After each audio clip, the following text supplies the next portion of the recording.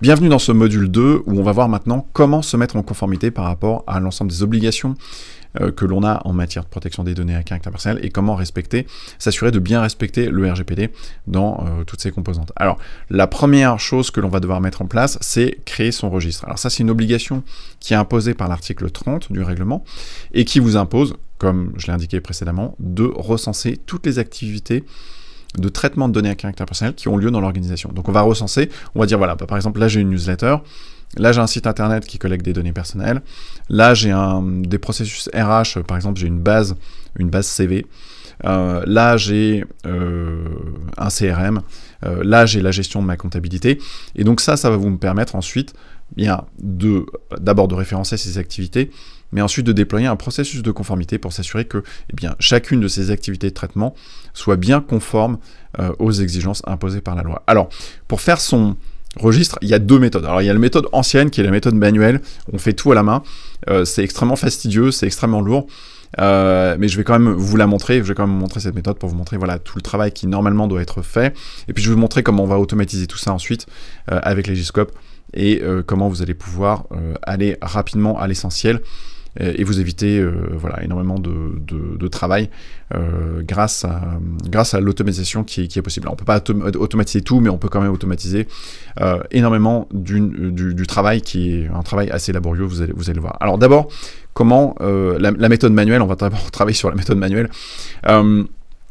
Donc l'avantage de ça, c'est que ça va vous permettre de bien comprendre toutes les obligations qui sont requises dans la conception du registre. Alors, donc on voit rapidement l'article 30, alors je ne vais pas rentrer trop forcément dans les détails sur la partie juridique, mais c'est quand même intéressant juste de voir ça de manière assez rapide.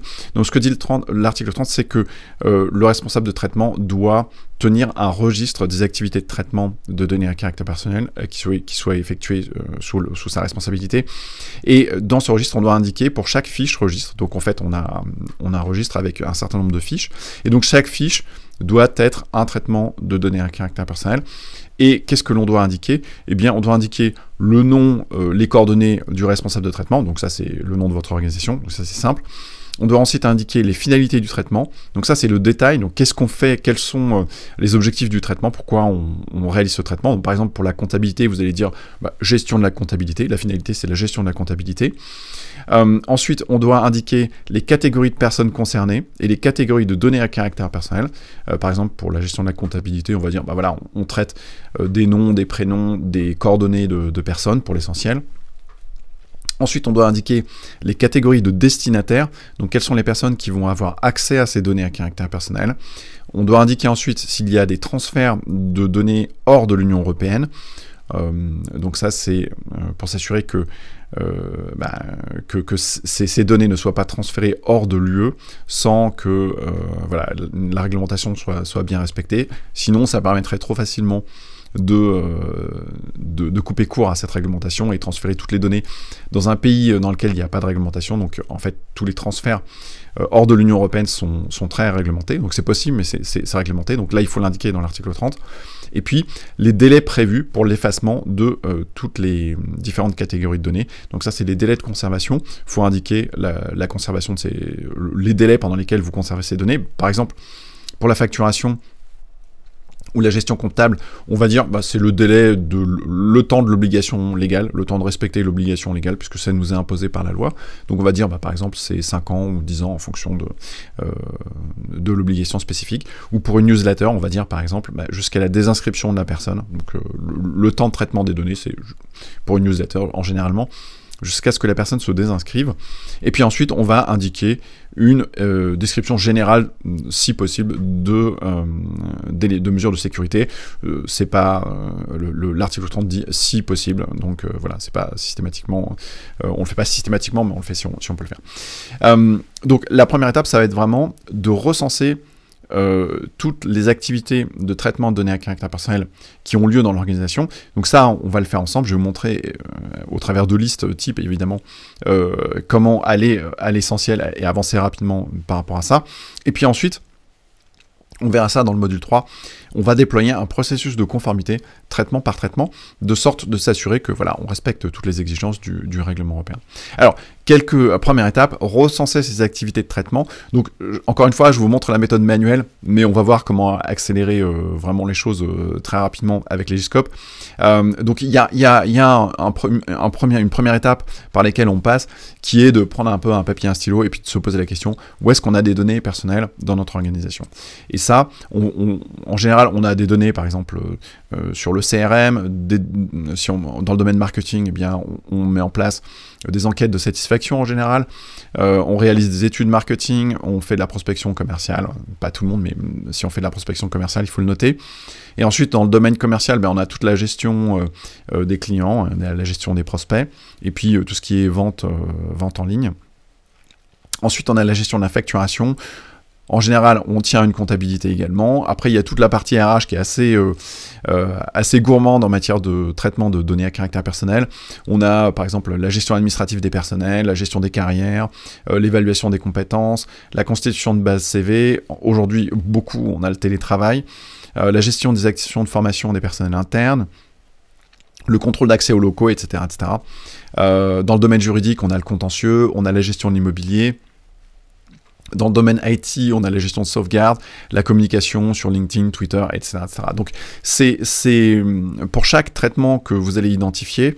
Ensuite, ce qu'il va falloir, c'est indiquer voilà, les finalités, les catégories de personnes concernées, les catégories de données à caractère personnel qui sont traitées, les destinataires, les transferts, les délais de conservation, etc. etc. Alors, encore une fois, pas de panique, Legiscope va vous aider, parce que c'est un travail qui est extrêmement fastidieux en réalité, et c'est vrai que je pense que vous pourrez constater que c'est énormément de travail que nous on a fait en fait pour vous simplifier la vie. Je vais simplement vous montrer un exemple de rédaction de finalité qui est pour un traitement de gestion des paiements, en particulier gestion des paiements en ligne. À partir du moment où vous avez un système de paiement en ligne type Stripe ou PayPal par exemple, eh bien vous allez devoir le référencer dans votre registre en indiquant voilà on a des paiements en ligne et eh bien la première étape par rapport à ça, ça va être de rédiger les finalités. Et donc je vous montre voilà, un exemple de rédaction de finalité. Le présent traitement a pour objet la gestion des paiements en ligne mis en œuvre dans le cadre d'un système global de vente de produits ou de services, soit en ligne, soit dans des points de vente physiques. L'interconnexion avec des systèmes de paiement, et puis la gestion des devises, la facturation, la personnalisation de pages de paiement, l'authentification sécurisée à la plateforme de gestion des paiements, les communications aux clients, tout ce qui est relance, confirmation de paiement, les communications aux partenaires, aux intermédiaires techniques impliqués dans les opérations de paiement, la mémorisation des cartes de paiement, afin d'offrir des options de paiement accéléré aux clients, la prévention de la fraude, la mise en œuvre de 3D Secure, etc., etc. Donc, pour rédiger ce type de paragraphe, c'est-à-dire que ce qu'il faut faire, c'est en fait le travail à mettre en place, c'est d'aller regarder, par exemple, sur le prestataire de paiement, voilà, quelles sont toutes les fonctionnalités qui sont mises en œuvre lorsque vous utilisez ces services, et puis de rédiger ça dans une description bien faite de toutes les finalités pour lesquelles vous allez opérer le traitement de ces données personnelles. Ensuite, on doit indiquer voilà, quelles sont les catégories de données des personnes, donc prospects, clients et employés de l'organisation, les catégories de données personnelles traitées, alors des données relatives à l'identité, des données relatives au paiement, etc., etc. Les destinataires, donc quelles sont les personnes qui vont avoir communication des données, par exemple le service interne du marketing, le service commercial, les services chargés de la relation client, la prospection, les services administratifs, etc., etc. Et les délais de conservation de ces données, c'est-à-dire au bout de combien de temps ces données seront effacées. Donc par exemple ici, les données de facturation sont traitées le temps relatif à la prescription légale.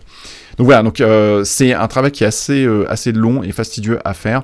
En général, il faut entre 4 et 8 heures pour rédiger une fiche registre. Donc c'est un coût par traitement entre 600 et 1500 euros.